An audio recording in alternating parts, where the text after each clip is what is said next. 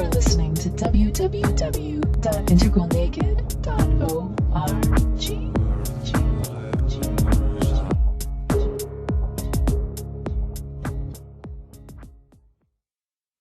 Warren, you were talking a while back about how men and women sort of do an exchange in the beginning of a relationship, where a woman tends to look for a gentleman who can support her and who will take care of her, and where the man attempts to look for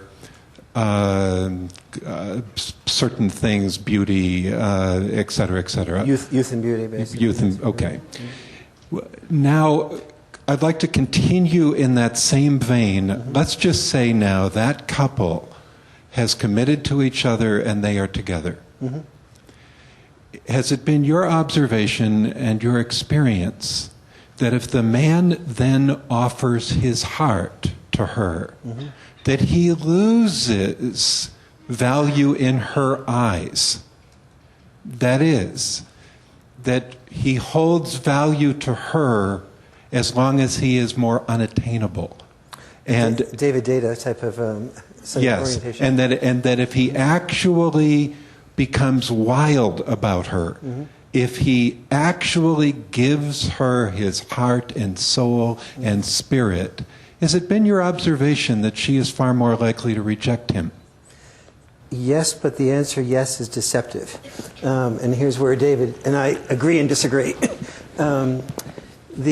Many men who give their heart, their soul, and everything to a woman lose their own boundaries. And in the process of losing their own boundaries, the woman fears that, in a sense, that he is weak and feels the weakness of him. And that sends off the wrong signal to her. But if his love for her is simultaneous with his having strong boundaries and saying, I disagree with you here, I agree with you here, but I am crazy about you. My wife is a born-again Christian. My wife is a born-again Christian. And I am somewhere between a Buddhist, agnostic, and an atheist. She never voted before she met me anything but Republican. She and I contributed a significant amount for our income to the Kerry campaign.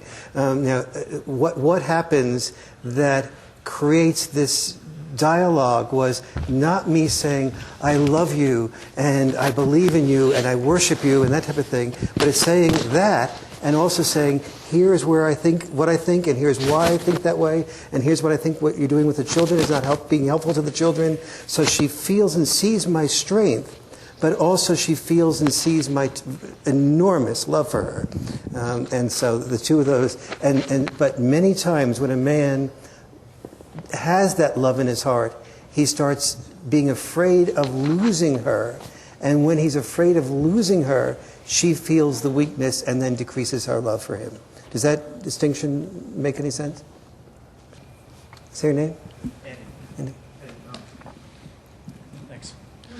Say something I've been struggling with, and what I heard you guys saying earlier was that typically, according to data or whatever, men are less likely to give up interiors for external, or more likely to give up interiors for external rewards mm-hmm. in the job place or workplace, and women are less likely to give up their interiors for external rewards. Mm-hmm.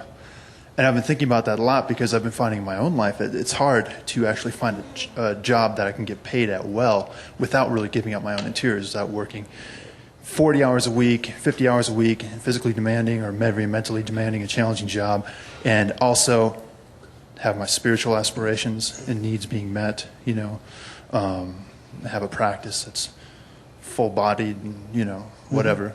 Mm-hmm. It's extremely challenging. And so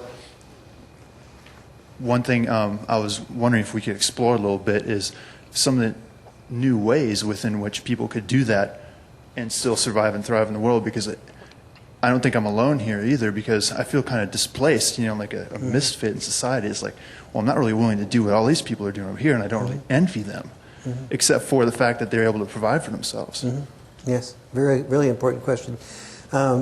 the most important decision we make in our life is the choice of our partner and the values that that person reflects. And we give people very little education as to how to go about doing that. I want to get into that in a moment, but let me just say one thing on behalf of women in this scenario here.